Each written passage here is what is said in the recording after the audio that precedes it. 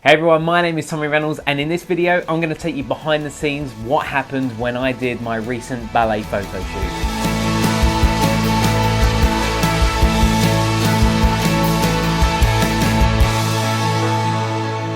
So the reason this shoot actually come around was because I did a talk at the photography show this year, and if you haven't seen it, then just click that little card there where I spoke about how you can turn your personal work into money. And in that video I spoke about how if you've ever got yourself in a creative rut and how you can get out of it by doing one personal project a month. I had no idea how good the response was going to be on that video and on the day when people were coming up and said, I'm in the same position as you, I'm in a creative rut as well right now and I'm trying to find my way out of it. And it surprised me just how many people felt the same way and how many people have gone through that creative rut.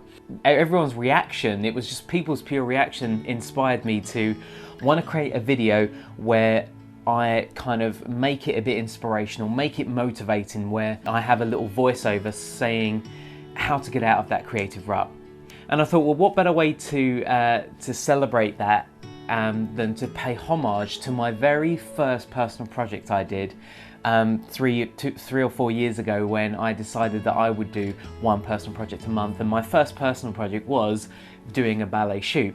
So I thought, wouldn't it be great if I could do another ballet shoot using hopefully better gear, better knowledge, and a better team, you know, that sort of thing. So I wanted to try and update every element to it. So this photo shoot is actually more of a backdrop to what I'm trying to explain in the voiceover. For me, the voiceover was always the most paramount and more important thing to do.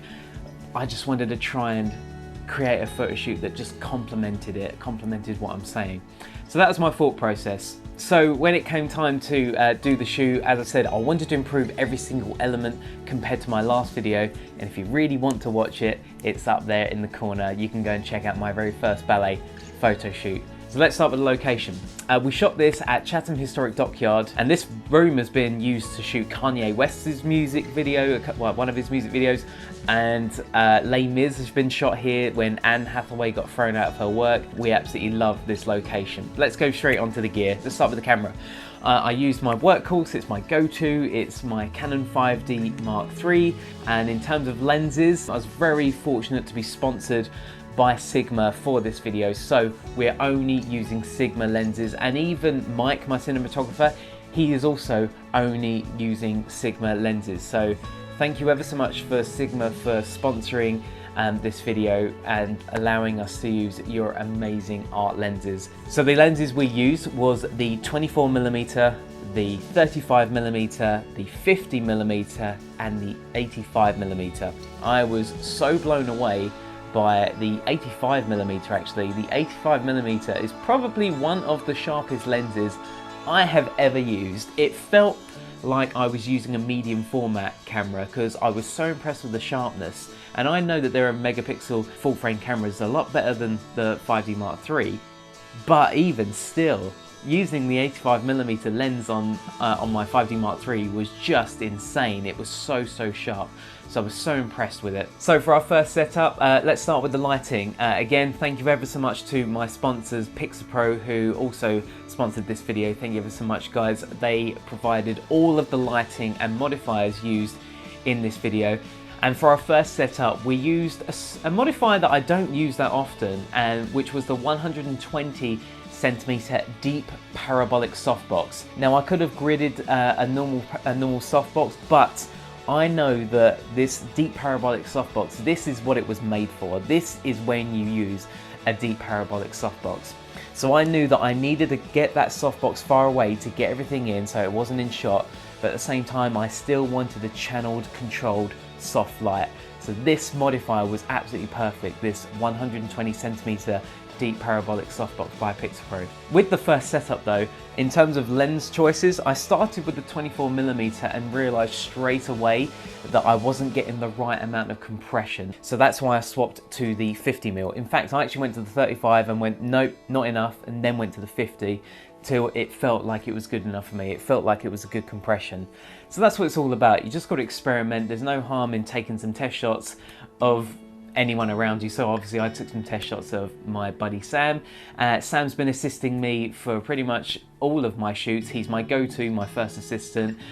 He's there, he's an extra pair of eyes when he's on the tether screen as my digital tech. If you've never shot tethered before, then click the link up there and there's 5 reasons why you should be shooting tethered. So that was the modifier. Now the light I was using was the Pixapro CITI600 PRO.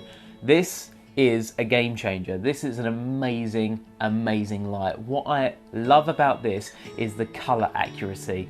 The color accuracy on this is just perfect. I don't see a single white balance shift if I am going so for example, when I want to take a shot of Ayla, our dancer, in mid-air or when she's in mid-pose, I want to be able to go and make sure I get the perfect one.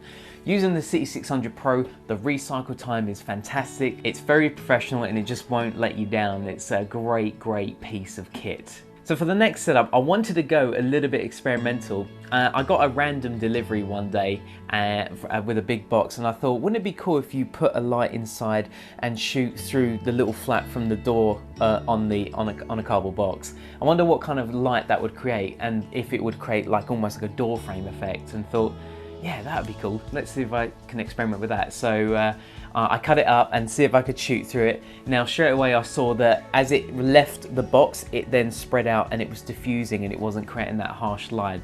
So I then added a couple of apple boxes. I then put a reflector on top just to kind of cover and stop the line on the top, and I was able to create this really cool effect. So for this I used the floor stand from Pixapro with the CITI600 PRO, just bare bulb, just firing straight out. And I didn't know if it was going to work exactly. I'd experimented in my studio. You may have seen on my Instagram stories me doing this, but I thought I'd give it a go, and it actually worked. I was really, really impressed. It came out really, really good. So, you know, that's the whole point of personal projects. It's, you know, trying something new. Get yourself out of that comfort zone and use a personal project to try something different. For the next setup, I used a 55cm beauty dish by Pixapro. This is a fantastic beauty dish. I love this. It's great because it comes with a grid, it comes with a sock. For this setup though, I was using it without any of those modifiers, without the grid or the sock. Now what you don't see in the video though, is I've actually got another light outside of the window firing in, creating a nice hair light on Ayla's hair. I was using a CTO gel on the Pika. I was using a PIKA200, which is the same flash that I use whenever I go abroad, this beautiful portable light. If you want to check out some of my travel stuff, then just click the card up there and that'll take you to there.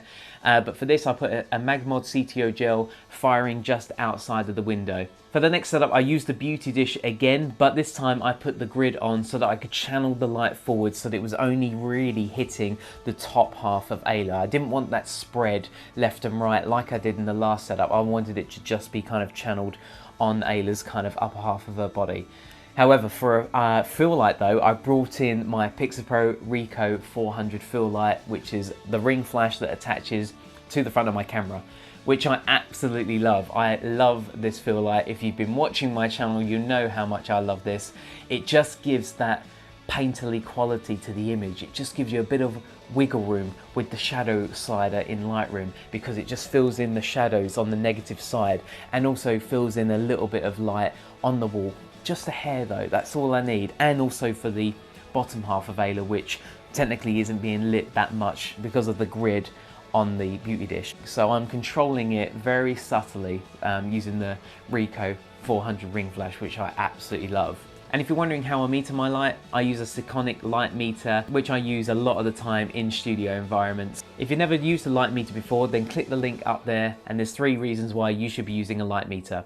And for the last setup, I kept the beauty dish, but this time I took the grid off, but I kept my Ricoh flash on, and I wanted to let Ayla just kind of freestyle it basically. I knew, in terms of the music, I knew I wanted to use this particular track. If you don't already know, I'm now officially an ambassador of MusicBed. So if you ever wondered what I use in my behind the scenes videos or my travel music previously, it all comes from MusicBed.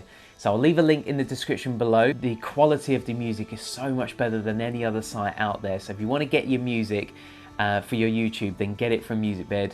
The link is in the description below. So we actually played the track out loud so that Ayla could hear it, so that she could like feel the beat, and which made it easy for us to edit later on in post, because it's, you know, the vibe on the day was the same track, if that makes sense, because I knew I wanted to use this track, and that's what inspired me when I heard this track to do this video. Music inspires me. It really does inspire me to think of new ideas and get out of my creative rut, because it just, I don't know, it's just me. I find inspiration just from listening to music.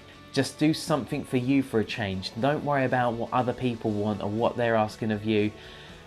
Why did you get into it? You got into it because it was fun, so please give it a go, and I guarantee